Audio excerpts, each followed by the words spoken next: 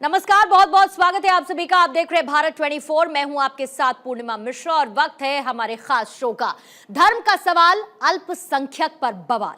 भारत में अल्पसंख्यक कौन है, इसे लेकर एक बार फिर से बहस तेज हो चुकी है।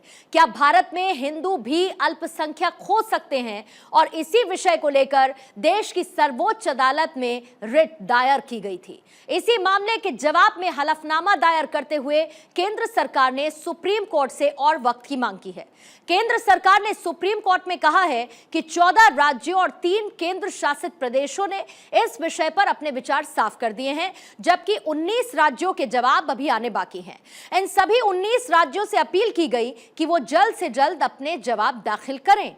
लेकिन हिंदू भारत में अल्पसंख्यक, ये सवाल सुनकर ही इस पर थोड़ा सा विश्वास होना असहज महसूस करवाता है।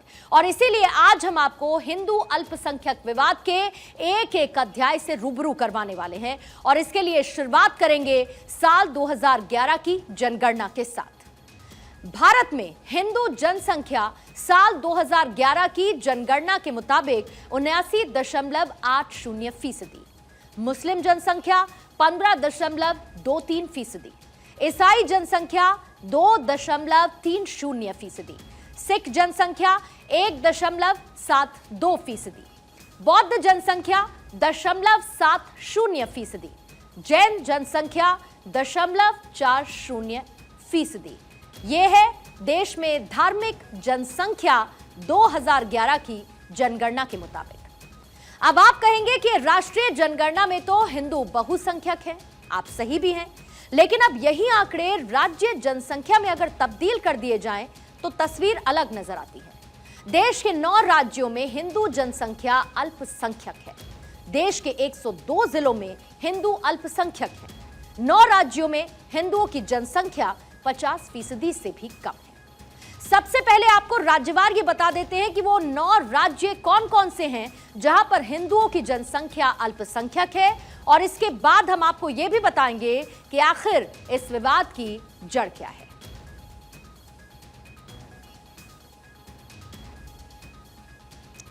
तो ये एक एक तस्वीर आपको दिखाएंगे, जानकारी भी। लेकिन इसी बीच में एक और बड़ी खबर है श्रद्धा मर्डर केस को लेके, जिसमें आरोपी आफ्ताब का जो पॉलीग्राफ टेस्ट हो रहा था वो टेस्ट अब खत्म हो चुका है। आफ्ताब का प्री पॉलीग्राफ टेस्ट खत्म हो चुका है और ये टेस्ट चल रहा था आफ्ताब का, जिसके अब खत्म होने की जानकारी मिल रही है। इस टेस्ट पर निर्भर रहते हुए बहुत सारी जानकारी पुलिस को मिलने का अनुमान है और कई एक सवाल तैयार थे प्री पॉलीग्राफ टेस्ट के लिए, जो पूछताछ की जा रही थी। एफएसएल रोहिणी में इस वक्त जो पॉलीग्राफ टेस्ट थोड़ी देर पहले तक जारी था, उसके खत्म होने की जानकारी मिल रही है। आज प्री पॉलीग्राफ टेस्ट था, कल पॉलीग्राफ टेस्ट अब होगा। तो ये बड़ा डेवलपमेंट है क्योंकि इसका इंतजार हो रहा था। मंजूरी मिल चुकी थी पॉलीग्राफ टेस्ट को लेकर आफ्ताब की, जिसमें प्री पॉलीग्राफ टेस्ट अब खत्म होने की जानकारी मिल रही है, जो एफएसएल रोहिणी में जारी था, जिसमें कई ऐसे सवाल थे जिनके जवाब जानने के अनुमान लगाया जा रहा था कि उन तमाम सवालों का जवाब इस टेस्ट के जरिए मिल पाएगा। इसकी इजाजत ले ली गई थी और इजाजत के बाद ही प्री पॉलीग्राफ टेस्ट को कंडक्ट किया गया था, जो कि एफएसएल रोहिणी में हो रहा था। अब ये टेस्ट खत्म हो चुका है और आफ्ताब का कल अब पॉलीग्राफ टेस्ट किया जाएगा। यानी कि आज प्री पॉलीग्राफ टेस्ट हुआ है और कल पॉलीग्राफ टेस्ट किया जाएगा। आफ्ताब की तरफ से जो बातें सामने आ रही थी, क्या उसमें आफ्ताब की तरफ से कुछ छिपाने की भी कोशिश हो रही थी या जांच को भटकाने की कोशिश हो रही थी? इन तमाम चीजों को समझने के लिए यह प्री पॉलीग्राफ टेस्ट किया गया है। अब कल पॉलीग्राफ टेस्ट आफ्ताब का किया जाएगा, जिसके बाद माना यह जा रहा है कि जांच में तेजी देखने को मिलेगी। एफएसएल रोहिणी में इस पॉलीग्राफ टेस्ट को कंडक्ट किया जा रहा था, प्री पॉलीग्राफ टेस्ट। झूठ पकड़ने के लिए आफ्ताब का pre polygraph test FSL Rohini में कंडक्ट किया जा रहा था। यह टेस्ट अब खत्म हो चुका है और कल पॉलीग्राफ टेस्ट किया जाएगा।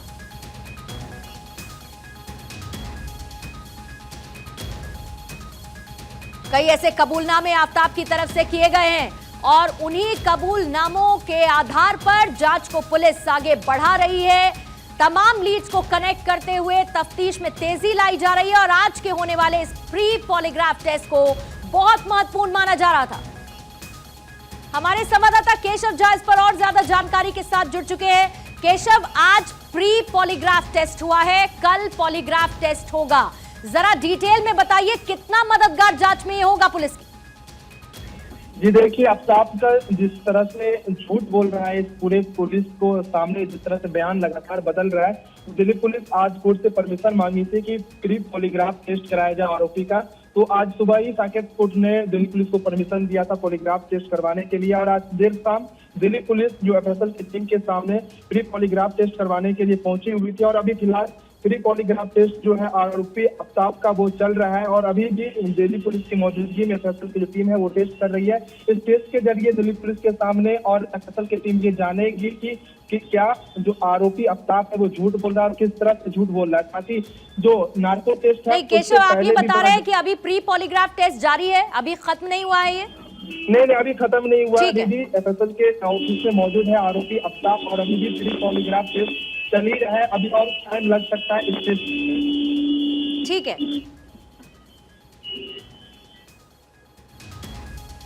तो केशव जानकारी दे रहे थे और इसमें ये अपडेट आपको दे दे क्योंकि कल पॉलीग्राफ टेस्ट होना है। जो प्री पॉलीग्राफ टेस्ट आज एफएसएल रोहिणी में कराया जा रहा था, अभी वो खत्म होना बाकी है, या फिर ये कहा जा सकता है कि अपने अंतिम चरण में प्री पॉलीग्राफ टेस्ट अब चल रहा है और कल पॉलीग्राफ टेस्ट होगा, जिसमें बहुत सारे ऐसे अनसुलझे सवाल हैं जिसका जवाब पुलिस को पहुंच जाएगा और उसके बाद पुलिस अपनी जांच में तेजी ला पाएगी।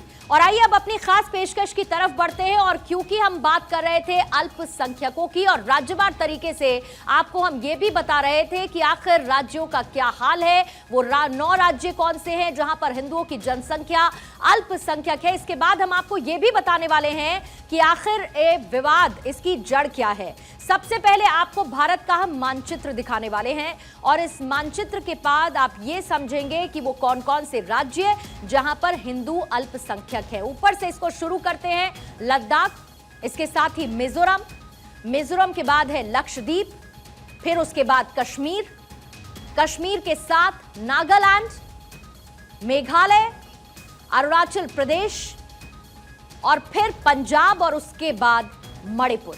ये वो राज्य 9 राज्य जिनमें हिंदू अल्पसंख्यक है। इन 9 राज्यों में हिंदू अल्पसंख्यक है, और आइए अब आपको इन राज्य में हिंदुओं की जनसंख्या के बारे में भी अपडेट दे देते हैं, जिससे आप इसे और ज्यादा सही तरीके से समझ पाएंगे। जैसे कि हमने लद्दाख राज्य का जिक्र किया, लद्दाख में 1% हिंदू हैं, मिजोरम में यह संख्या 2.75% की है, लक्षद्वीप में 2.77% हिंदू हैं, तो कश्मीर में 4% हिंदू जनसंख्या है, नागालैंड में 8.75% हिंदू हैं, मेघालय में ये 11.52% है, अरुणाचल प्रदेश में हिंदुओं की संख्या 29% की है, तो पंजाब में ये आंकड़ा 38.49% का है, मणिपुर में 41.29% हिंदू हैं। 9 राज्यों में हिंदुओं की यही जनसंख्या हिंदू अल्पसंख्यक याचिका का आधार बनी है, जिसमें यह कहा गया कि 9 राज्यों में हिंदू अल्पसंख्यक हो चुके हैं, लेकिन फिर भी वो अपनी पसंद के शैक्षणिक संस्थान नहीं खोल सकते, जबकि संविधान अल्पसंख्यकों को यह अधिकार देता है। सुप्रीम कोर्ट ने अब 19 राज्यों को उत्तर देने के लिए 4 हफ्ते का समय दिया, और केंद्र सरकार को अपना जवाब दाखिल करने के लिए 6 हफ्ते का वक्त दिया गया है, और इसीलिए अब यह सुनवाई 6 हफ्ते बाद होगी। लेकिन आइए समस्या क्या है आपको यह भी तफसील से समझा देते हैं। हिंदुओं की आबादी को लेकर इन 9 राज्यों की बड़ी समस्या यह है कि 9 राज्यों में हिंदुओं को अल्पसंख्यक अधिकार नहीं मिले हैं। अल्पसंख्यक हिंदू शैक्षणिक संस्थान नहीं खोल सकते हैं। 9 राज्यों में बहुसंख्यकों को अल्पसंख्यक के लाभ मिल रहे हैं, और यही समस्या है। हिंदू जनसंख्या इन राज्यों में अल्पसंख्यक है, लेकिन राष्ट्रीय तौर पर क्योंकि हिंदू बहुसंख्यक है, इसीलिए इन राज्यों में वो अपने अल्पसंख्यक अधिकारों से वंचित हैं, जो कि न्याय संगत नहीं है। इसीलिए जून 2022 में दायर याचिका की सुनवाई में जुलाई में सुप्रीम कोर्ट ने टिप्पणी करते हुए यह साफ कर दिया था कि किसी भी समुदाय के धार्मिक और भाषाई अल्पसंख्यक का दर्जा राज्य की आबादी के आधार पर राज्यवार निर्धारित होना चाहिए। यह न्याय का उपहास होगा अगर मिजोरम और नागालैंड में बहुसंख्यक ईसाइयों को अल्पसंख्यक का दर्जा दिया जाए या फिर पंजाब में सिखों को अल्पसंख्यक समुदाय माना जाए। इस विवाद की सबसे बड़ी वजह यह है कि भारतीय संविधान में अल्पसंख्यक कौन है, इसकी परिभाषा नहीं बताई गई है। साल 2000 में सुप्रीम कोर्ट के आदेश के बाद मुस्लिम, ईसाई, सिख, बौद्ध और पारसियों को अल्पसंख्यक माना गया था। 2014 में जैन धर्म के लोगों को भी अल्पसंख्यक वर्ग में शामिल किया गया, जबकि केंद्र सरकार ने 2022 में सुप्रीम कोर्ट में जवाब दिया कि जिन राज्यों में हिंदुओं की संख्या कम है वहां की सरकारें उन्हें अल्पसंख्यक घोषित कर सकती हैं। जैसे कि 2016 में महाराष्ट्र में यहूदियों को अल्पसंख्यक का दर्जा दिया गया है।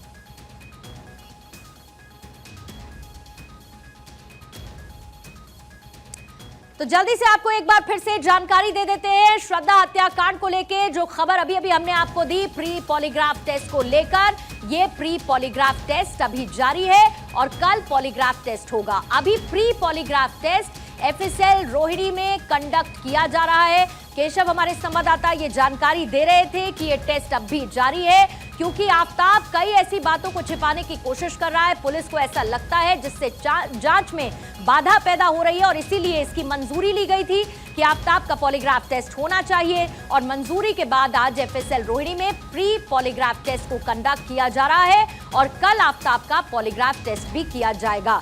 यानी कि आफताब की तरह से बोले गए तमाम झूठ या फिर जांच को भटकाने की जो कोशिश थी उससे तस्वीर साफ हो पाएगी इस पॉलीग्राफ टेस्ट के जरिए, जिसमें आफताब के सामने कई सवाल होंगे और उन सवालों का जवाब आफताब की तरफ से अभी दिया जा रहा है। ये प्री पॉलीग्राफ टेस्ट अभी जारी है। केशव हमारे संवाददाता इस पर और ज्यादा जानकारी दे रहे हैं। केशव, कब तक माना जा रहा है कि प्री पॉलीग्राफ टेस्ट खत्म हो जाएगा?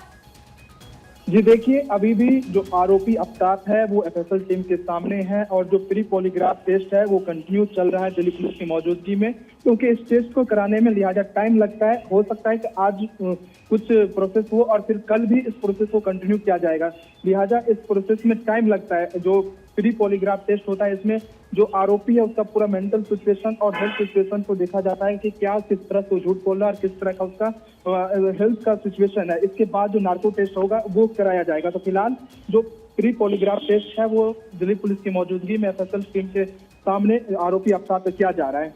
केशव, अगर मैं आपसे आसान सी भाषा में लेमैन लैंग्वेज में समझना चाहूं कि प्री पॉलीग्राफ टेस्ट और कल होने वाले पॉलीग्राफ टेस्ट में क्या अंतर होगा? देखिए, ये एक स्टेज बाय स्टेज होता है जिसमें टाइम लगता है और इसमें कुछ ज्यादा डिपेंड नहीं होता है। जो आरोपी है उसका मेंटल सिचुएशन और हेल्थ सिचुएशन देखा जाता है, क्या वो किस तरह से झूठ बोल रहा है और किस तरह का उसका हेल्थ का कंडीशन है, क्योंकि जो नार्को टेस्ट कराना है वो महत्वपूर्ण टेस्ट है। आज जो टेस्ट कराया जा रहा है ये पॉलीग्राफ टेस्ट, ये इससे सिर्फ और सिर्फ ये पता चलेगा कि जो आरोपी है आफताब उसका मेंटल सिचुएशन और हेल्थ सिचुएशन क्या है।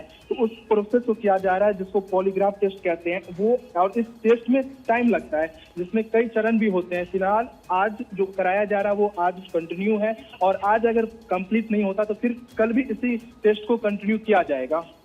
मतलब केशव, आप ये कह रहे हैं कि प्री पॉलीग्राफ टेस्ट और पॉलीग्राफ टेस्ट में बहुत ज्यादा अंतर नहीं है? जी बिल्कुल नहीं, ज्यादा अंतर नहीं होता है। इसको अगर जो टेस्ट हो रहा है इसको आप कह सकते हैं प्री पॉलीग्राफ टेस्ट हो रहा है या पॉलीग्राफ टेस्ट हो रहा है। कल जो फिर होगा उसको भी आप कह सकते हैं कि पॉलीग्राफ टेस्ट हो रहा है, क्योंकि इसमें टाइम लगता है इसलिए इसको प्री पॉलीग्राफ टेस्ट कहा जाता है और पॉलीग्राफ टेस्ट कहा जाता है। ठीक है, बहुत बहुत शुक्रिया केशव। इस खबर पर आप नजर बनाए रखिएगा, अपडेट आपसे आगे भी लेते रहेंगे। और इसी बीच में एक और बड़ी खबर आपको बता दें, मोरबी पुल हादसे को लेकर जो एफएसएल रिपोर्ट आनी थी उसी एफएसएल रिपोर्ट में बड़ा खुलासा हुआ है। जानकारी ये मिल पाई है कि बोल्ट और केबल कटने से 135 लोगों की मौत हुई, यानी कि बोल्ट और केबल कटा जिसके बाद मोरबी पुल हादसा हुआ, 135 लोगों की जान चली गई। एफएसएल रिपोर्ट के आधार पर ये तमाम जानकारी सामने आई है। 30 अक्टूबर को ही 3165 टिकट जारी किए गए। जो पुल के अधिकांश महत्वपूर्ण हिस्से थे वो ढीले थे, यानी कि मेंटेनेंस में उनके कमी थी। सुरक्षा गार्ड्स को किसी तरीके की ट्रेनिंग भी नहीं दी गई थी, यानी कि ऐसी कोई आपात स्थिति हो उसमें जो सिक्योरिटी गार्ड्स हैं उन्हें कैसे एक्ट करना है उस बात की उन्हें न ट्रेनिंग थी न किसी तरीके की कोई जानकारी थी। जो बोल्ट थे, जो तमाम चीजें थी वो लूज थी, यानी कि मेंटेनेंस भी ठीक से नहीं हुई थी। पुल के अधिकांश महत्वपूर्ण हिस्से ढीले थे। इसके साथ ही उसी दिन 3165 टिकट जारी किए गए 30 अक्टूबर को, और बोल्ट केबल कटा, जिसके बाद ये मोरबी पुल हादसा हुआ। 135 लोगों की मौत इस हादसे में हुई थी। मोरबी पुल की एफएसएल रिपोर्ट के बाद ये बड़ा खुलासा हुआ है। इस हादसे में लगातार इस बात का जिक्र किया जा रहा था कि ये बड़ी लापरवाही है, जिसको लेकर जांच की जा रही थी। अभी फिलहाल जो एफएसएल रिपोर्ट आई है उसमें भी इसी बात के संकेत हैं कि मेंटेनेंस की कमी थी। एफएसएल रिपोर्ट में इस बात का खुलासा हुआ है कि बोल्ट केबल कटने से 135 लोगों की मौत हुई। हमारे संवाददाता मनीष देसाई इस पर और ज्यादा जानकारी के साथ जुड़ चुके हैं। मनीष, तफसील से बताएं एफएसएल रिपोर्ट में क्या कुछ शामिल है। बिल्कुल, देखिए, जिस दिन ये हादसा हुआ था उसके दूसरे ही दिन एफएसएल की टीम वहां पहुंची थी मोरबी ब्रिज का ऑब्जर्वेशन करने के लिए, और वहां से जो उन्होंने नतीजे पाए हैं वो आज इन्होंने जारी किए हैं। उस दिन जो टिकटें इश्यू की गई थी उसकी संख्या बहुत भारी थी। आप देख सकते हैं 3165 लोगों को उस दिन टिकट जारी किया था 30 अक्टूबर को। ऐसे नहीं है कि उसी समय टिकट जारी हुआ था जब लोग वहां पर गए और हादसा हुआ, लेकिन सुबह से जो लोग जा रहे थे उनकी ये संख्या है। इसके अलावा जो सुरक्षा गार्ड थे वहां पर, वो कोई ट्रेंड लोग नहीं थे या इस तरह के लोग नहीं थे जो लोगों को समझा सके या उनको काबू कर सके, लेकिन वो एक एजेंसी के लोग थे, ऐसा रिपोर्ट में पता चला है। सबसे अहम बात जो पता चली वो ये है कि जो पुल के महत्व के पुर्जे थे, जो हिस्से थे, वो सारे जीर्ण शीर्ण थे, बहुत पुराने थे और काफी वर्षों से, क्योंकि पुल खुद 147 साल पुराना ब्रिज था, तो उसका जो पुर्जा था, जो जहाँ पे ब्रिज को जो कनेक्ट करता है, वो सारे खराब थे, मतलब उसकी हालत खस्ता थी। तो ऐसे में ये ब्रिज का टूटना लाजमी है और इसके लिए एफएसएल की रिपोर्ट के ऊपर अब आगे क्या कार्रवाई होती है वो देखना होगा। लेकिन इसमें क्लियर मनीष ये तो समझ में आता है कि लापरवाही थी। जो मेंटेनेंस का जिम्मा दिया गया था ओरेवा को, वो मेंटेनेंस ठीक तरीके से नहीं हुई। जो सुरक्षा गार्ड थे जिन्हें जिस तरीके का प्रशिक्षण दिया जाना था उस पर किसी का ध्यान नहीं था, सिर्फ टिकट बेचने की कवायद जारी थी। ये बिल्कुल साफ होता है, जैसे आप कह रही है, इसमें एक बात साफ हो रही है कि जिन्होंने इसकी मरम्मत की थी 2 करोड़ रुपए का भले ही खर्च बताया गया, लेकिन किस तरह की मरम्मत की थी वो एक सबसे बड़ा सवाल है। इसके बाद सवाल आता है उसके रख रखाव का, मेंटेनेंस का। 5 दिन नहीं हुए थे ब्रिज खुले हुए, इतनी भारी मात्रा। बहुत बहुत शुक्रिया मनीष पूरी जानकारी के लिए। तो एफएसएल रिपोर्ट सामने आ चुकी है। मोरबी पुल हादसे को लेकर एफएसएल रिपोर्ट के जरिए ये तमाम बातें सामने आई। सुरक्षा गार्ड्स को ट्रेनिंग नहीं दी गई थी। 3165 टिकट 30 अक्टूबर को जारी किए गए थे और जो बोल्ट थे वो ढीले थे, मेंटेनेंस ठीक से नहीं हुआ था, जिसके बाद ये हादसा हुआ और 135 लोगों की जान चली गई। और आइए अब वापस जिक्र करते हैं अल्पसंख्यकों का, क्योंकि जिस याचिका हम जिक्र कर रहे हैं 9 राज्यों को लेके, उसमें तमाम बातें कही गई और 2 राज्य उसमें बताए गए जो कि मुस्लिम बाहुल्य है, 5 राज्य ईसाई बाहुल्य हैं, पंजाब सिख बाहुल राज्य है और लद्दाख बौद्ध बाहुल राज्य है। लेकिन इन सभी राज्यों में 10 साल में काफी ज्यादा डेमोग्राफी चेंज हुई है। कैसे? कश्मीर में 2% हिंदू आबादी घट चुकी है, लक्षद्वीप में 1% हिंदू आबादी घट चुकी है, मिजोरम में 1% हिंदू आबादी घटी है, मेघालय में 1% हिंदू आबादी घट गई है, अरुणाचल में 6% हिंदू आबादी कम हुई है, लेकिन मणिपुर में यह संख्या 5% की है। हालांकि नागालैंड में 1% हिंदू आबादी घटी है और पंजाब में 1% हिंदू आबादी बढ़ी है। लद्दाख में 9% हिंदू आबादी बढ़ी है। ये सभी आंकड़े हम आपको साल 2001 और 2011 की जनगणना के आधार पर बता रहे हैं, यानी कि हिंदू आबादी केवल उन 2 राज्यों में बढ़ी है जिनमें बहुसंख्यक सिख समुदाय और बौद्ध समुदाय है, जबकि जिन राज्यों में ईसाई और मुस्लिम जनसंख्या बहुसंख्यक है वहां पर हिंदुओं की आबादी 10 साल में घटती हुई नजर आई है। भारतीय संविधान अल्पसंख्यक शब्द का तो इस्तेमाल करता है, लेकिन इसकी कोई भी परिभाषा भारतीय संविधान नहीं देता और यही सबसे बड़े विवाद की वजह को जन्म देता है। जबकि यूएन ये कहता है कि ऐसा समुदाय जिसका सामाजिक, आर्थिक और राजनीतिक रूप से कोई प्रभाव ना हो, जिसकी आबादी नगण्य हो उसे अल्पसंख्यक कहा जाएगा। जबकि भारत में अल्पसंख्यक विचारधारा इसीलिए मानी गई कि 1947 में मुस्लिम समुदाय के बहुत सारे लोग थे जो पाकिस्तान चले गए। भारत में मुसलमानों की संख्या कम रह गई, इसीलिए संविधान निर्माताओं को डर था कि कहीं आने वाले वक्त में भारत में केवल बहुसंख्यकों की सरकार बने और अल्पसंख्यकों को उनके रीति रिवाज, त्योहारों से वंचित कर दिया जाए। इसीलिए संविधान के अनुच्छेद 29 और 30 में यह साफ साफ लिखा गया कि भारत में जो भी अल्पसंख्यक है उनको अपने रीति रिवाज, धर्म का पालन करने और शैक्षणिक संस्थाएं चलाने का अधिकार होगा। लेकिन इसी अधिकार से इन 9 राज्यों में यहूदी, बहाई और हिंदू धर्म के लोग वंचित हैं।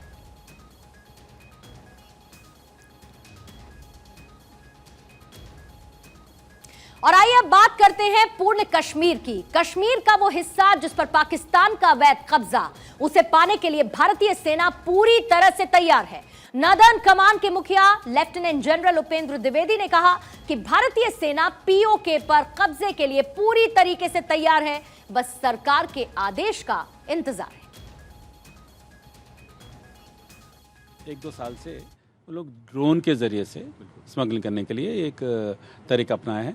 लेकिन जो मैं कह रहा हूँ कि जो इसमें एंटी ड्रोन सॉल्यूशंस भी तेज़ी से टेक्नोलॉजी उभर रही है और इसके अलावा कन्वेंशनल स्ट्रैटेजीज भी हमारा जो फायर भी करते हैं। इसे अब देख रहे हैं कि कई बार प्रवेश नहीं कर पाते हैं, आने का कोशिश करते हैं, वापस भी चले जाते हैं।